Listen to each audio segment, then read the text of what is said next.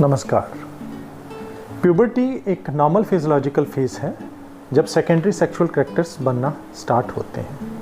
Normal as 8 साल से 14 साल तक है। अगर 8 साल से पहले प्यूबर्टी आए तो इसे प्रिकॉशियस प्यूबर्टी बोलते हैं, और अगर 14 साल के बाद सेकेंडरी सेक्सुअल कैरेक्टर्स बने या फर्स्ट मेंसेस 16 साल के बाद हों तो इसे डिलेड प्यूबर्टी बोलते हैं। ये एक ओवरलैपिंग फेज बोल सकते हैं, end of childhood and start of adolescence.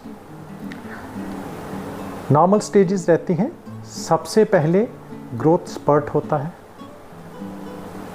इसके बाद ब्रेस्ट बर्ड एनलार्जमेंट होती है, ये फर्स्ट विजिबल साइन है। इसके बाद जेनिटल ऑर्गन्स के आसपास हेयर ग्रोथ होती है, इसे प्यूबार्की बोलते हैं। इसके बाद आर्म पिट्स के अंदर हेयर ग्रोथ होती है, इसे एड्रीनार्की बोलते हैं। फिर ग्रोथ वेलोसिटी होती है और फाइनली मिनार्की फर्स्ट मेंसेस होते हैं। इस फेस में बहुत सारे हार्मोनल और फिज़िकल चेंजेस होते हैं। स्वाभाविक सी बात है, बहुत सारे physical, social, psychological, behavioural, medical challenges भी इस स्टेज में होते हैं। प्यूबर्टरी मेनोरेजिया इसी में से एक कॉमन मेडिकल कंडीशन है और ये 20% से ज़्यादा फीमेल बच्चों को इफ़ेक्ट करता है। बाय डेफिनेशन 8 से 19 साल के अंदर फीमेल बच्चों को अगर एक्सेसिव मेंस्ट्रुएशन होती है, जिसकी ऑब्जेक्टिव डेफिनेशन है 7 दिन से ज़्यादा या 80 ml से ज़्यादा हर साइकिल में ब्लीडिंग होना, इसे प्यूबर्टी मेनोरेजिया बोलते हैं। क्या कारण होते हैं इसके, इसी पे इस वीडियो में आज हम बात करेंगे। नॉर्मली पहले जान लें कि प्यूबर्टी के टाइम पे हमारे ब्रेन में एक एक्सिस होता है जिसे बोलते हैं hypothalamo pituitary ovarian axis. Hypothalamus brain का वो पार्ट है, इसका आर्कुएट न्यूक्लियस से गोनाडोट्रोफिन रिलीज हार्मोन्स रिलीज होते हैं प्यूबर्टी के टाइम पे।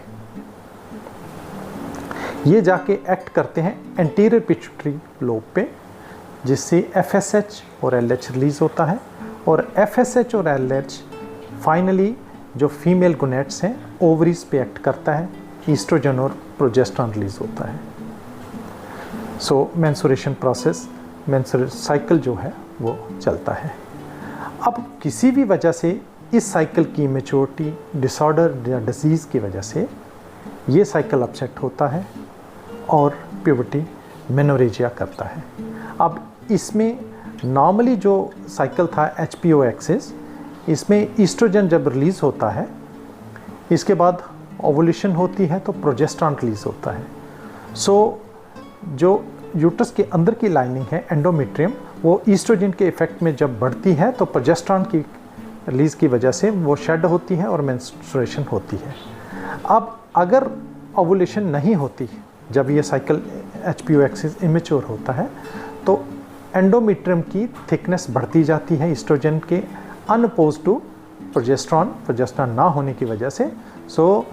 यही बच्चे जो हैं एक्सेसिवली ब्लीड करते हैं और इनके डिलेड साइकिल होते हैं एनोवुलेशन की वजह। 80% बच्चों में यही कारण रहता है प्यूबर्टी मेनोरेजिया का।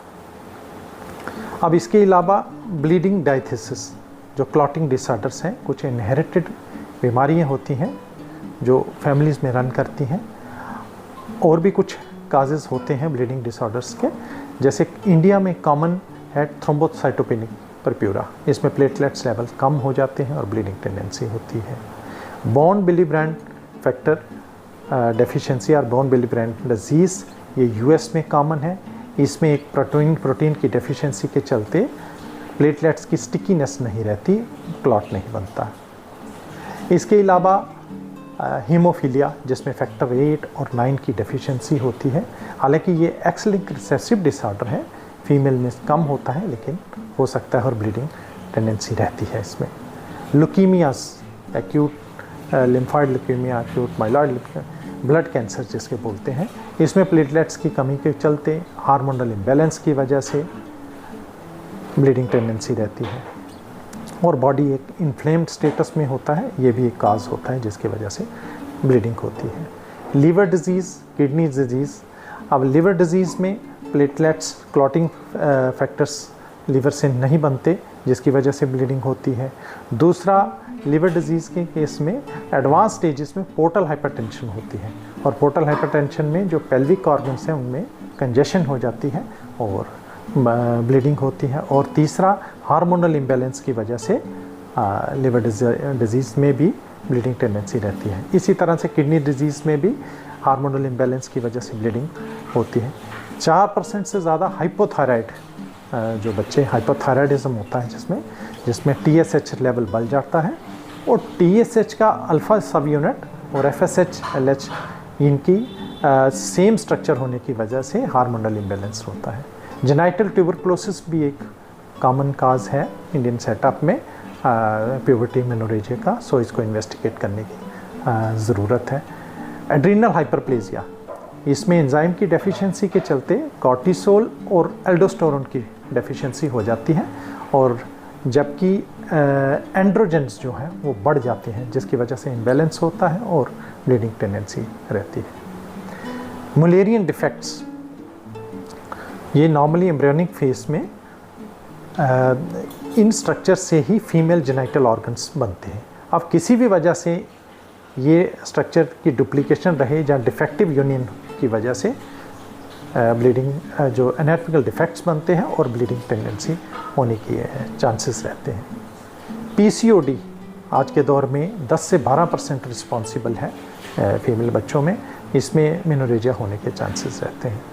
सो PCOD के जो एक कॉमन लाइफस्टाइल डिजीज़ है, इसमें 3 पॉइंट्स होते हैं, जिसमें सबसे पहला कि हिस्ट्री में डिलेड साइकिल होते हैं, एनोवोल्यूशन और इनफ्रीक्वेंट एवोल्यूशन की वजह से डिलेड साइकिल होते हैं। दूसरा, क्लिनिकल या बायोकेमिकल, मतलब टेस्ट से या क्लिनिकल असेसमेंट से, जैसे एंड्रोजेनिक फीचर्स होते हैं, जैसे मुहासे होते हैं, चेहरे पे अनचाहे बाल होंगे, और anterolateral receding of the hair line, जो हेयर लाइन है वो बाल अननेसेसरली झड़ेंगे, जो एक्चुअल जो जगह है वहाँ से झड़ने लगते हैं। और तीसरा पॉइंट होता है कि अल्ट्रासाउंड पे छोटी सिस्ट्स आती हैं जो ओवरीज के अंदर दोनों तरफ से। सो 3 में से अगर 2 पॉइंट भी हों तो पॉलीसिस्टिक ओवेरियन डिजीज़ होता है। अब यूट्रस के अंदर कोई फाइब्राइड है, जो पॉलिप है, इस वजह से भी मेनोरेजिया हो सकता है। ओवरीज में feminising oestrogen secreting tumour, granulosa cell, theca cell, ये कारण हो सकता है।